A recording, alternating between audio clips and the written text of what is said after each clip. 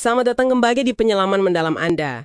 Oke, hari ini kita bakal bahas sosok yang menarik banget nih dari Kesultanan Banten. Namanya Arya Rana Manggala. Betul, Mangkubumi Arya Rana Manggala. Kita dapat catatan sejarah yang cukup detail ya tentang peran dia di awal abad ke-17. Iya, ini kan masa-masa Banten lagi jaya-jayanya ya. Pusat lada gitu. Tapi di balik itu ternyata lagi goyah juga internalnya. Banget. Jadi konteksnya itu Sultan Maulana Muhammad wafat tahun 1596. Nah, penggantinya Sultan Abdul Qadir itu umurnya baru 5 bulan. Bayangin aja. Wah, kecil banget ya. Terus? Ditambah lagi, Mangkubumi sebelumnya, semacam Perdana Menterinya gitu, itu dibunuh. Ini yang bikin pecah perang saudara antar faksi di istana, yang kita kenal sebagai konflik Pailir. Jadi situasinya genting banget. Oke, jadi ini panggung buat Arya Rana Manggala naik ya. Misi kita berarti memahami gimana dia bisa muncul dan megang kendali di situasi kayak gitu.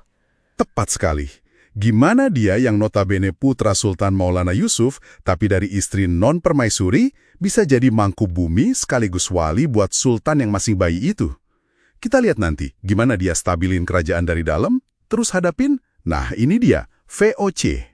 Perusahaan Hindia Timur Belanda itu ya, kekuatan baru yang lagi naik daun banget waktu itu. Iya, catatan yang Anda kasih ini nunjukin banget kecerdasan politiknya, strategi ekonominya juga. Oke, siap nih. Kita telusurinya, gimana Rana Manggala ini nggak cuma beresin konflik internal, tapi juga main catur ekonomi sama Belanda. Sip, mari kita mulai. Oke, dia diangkat jadi Mangkubumi kan tahun 1608 ya. Pas konflik Pailir lagi panas-panasnya, gimana tuh langkah awalnya? Langkah awalnya tegas banget. Dia langsung sikat pejabat-pejabat yang korup, terus dia berhasil hentikan perang saudara itu. Caranya gimana? Ada detail menarik nggak? Ada. Nah, ini yang menarik. Pemimpin faksi lawan, Pangeran Kulon itu, nggak dibunuh sama Rana Manggala, padahal bisa aja kan? Oh iya, terus diapain? Cuma diasingkan ke Jayakarta. Selama 6 tahun aja. Ini nunjukin dia mikir panjang, biar nggak ada dendam kesumat gitu ya kan? Lebih ke meredam tapi tetap kontrol lawan. Cerdas. Jadi dia pegang kendali penuh ya selama Sultan masih kecil? Iya, dia nggak kasih celah Sultan muda buat ikut campur dulu. Fokusnya stabilitas. Itu yang utama buat dia saat itu. Oke, internal mulai aman. Terus fokusnya keluar nih, ke VOC. Katanya dia cabut aturan monopoli lada Belanda ya? Betul. Dia terapkan perdagangan bebas. Siapa aja boleh dagang lada di Banten. Ini jelas bikin VOC kurang seneng ya. Nah, terus tahun 1609 VOC datang lagi bawa proposal perjanjian. Isinya apa tuh? Wah, isinya berat sebelah banget. Minta hak dagang bebas, bebas pajak buat orang Belanda. Terus minta Eropa lain dilarang dagang di Banten. Enak banget kan maunya? Haha, iya juga. Terus Rana Manggala gimana? Nolak. Nah, ini dia uniknya. Sumber Anda bilang Rana Manggala terima perjanjian itu dengan senyuman. Loh, kok diterima? Tunggu dulu. Begitu perjanjian diteken, dia langsung keluarin aturan baru, pajak ekspor lada yang super tinggi, tapi khusus buat Belanda. Wah, berapa tuh pajaknya? Gini, untuk barang senilai sekitar 33.000 gulden, pajaknya itu sampai 11.000 gulden lebih. Gede banget kan? Gila. Itu hampir sepertiga lebih ya. Terus pedagang lain gimana? Nah, pedagang Tiongkok misalnya, pajaknya cuma 5% plus kasih hadiah porselen aja. Jauh lebih ringan. Ini licik atau cerdik nih. Bikin Belanda pusing kepala pasti. Bisa dibilang ini diplomasi ekonomi yang agresif ya. Dia pakai regulasi buat nyerang VOC tanpa harus perang fisik. Ya, semacam ngasih pelajaran gitu. Akibatnya apa? VOC nyerah? Nggak nyerah. Tapi mereka jadi mikir, wah, Banten udah nggak semenguntungkan dulu nih. Akhirnya mereka makin serius buat pindah basis ke Jayakarta. Nah, Jayakarta ini kan sebenarnya masih wilayah bawahannya Banten ya? Betul. Awalnya Pangeran Jayakarta itu nyambut VOC.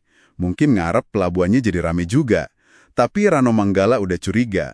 Ini bahaya nih kalau Belanda dibiarin bikin basis kuat di sana. Terus gimana?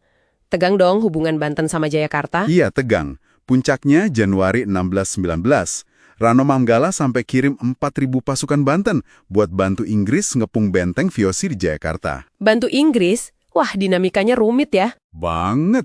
Di sini Rana Manggala tegas lagi. Dia dengar Pangeran Jayakarta mau bikin perjanjian damai sendiri sama VOC dan Inggris, wah dia marah besar. Kenapa dia marah? Dia bilang, Jayakarta itu wilayah Banten, nggak bisa bikin perjanjian luar negeri sendiri. Akhirnya Pangeran Jayakarta dipecat sama Rana Manggala bulan Februari 1619, terus diasingkan juga. Ini nunjukin dia nggak mau kompromi soal kedaulatan ya? Tapi sayangnya, Koordinasi antara Banten, sisa pasukan Jayakarta, dan Inggris itu kacau, nggak kompak. nah, VOC pinter manfaatin situasi ini ya. Iya. J.P. Quyen, pemimpin VOC waktu itu, dapat bantuan pasukan dari Ambon. Mereka serang balik, dan akhirnya 30 Mei 1619, Jayakarta jatuh. Dihancurin, terus dibangun kota baru, namanya Batavia. Aduh, sebuah kehilangan besar buat Banten ya.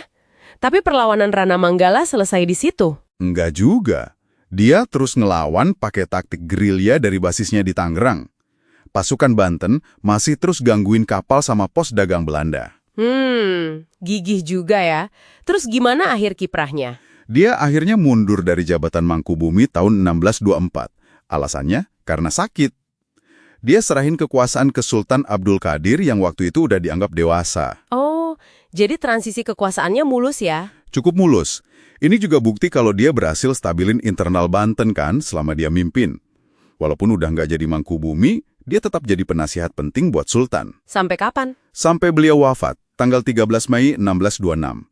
Dimakaminnya juga dengan hormat di Kompleks Masjid Agung Banten. Ada warisan penting lain nggak dari dia? Rakyat Banten itu ngasih dia gelar kehormatan setelah wafat, Pangeran Gede.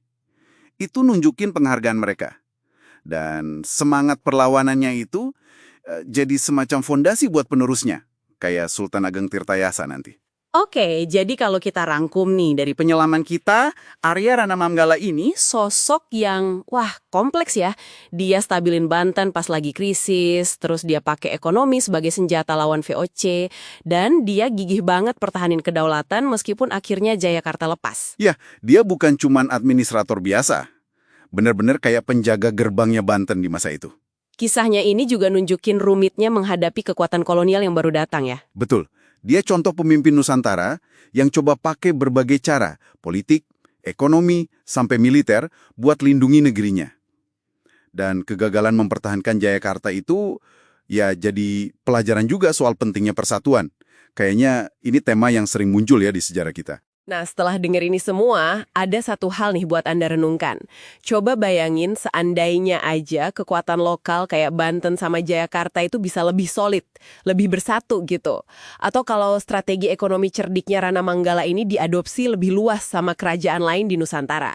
Kira-kira gimana ya peta kekuasaan dan sejarah kolonialisme bakal berubah? Pertanyaan menarik itu. Sesuatu untuk Anda pikirkan lebih lanjut. Sampai jumpa di penyelaman mendalam berikutnya.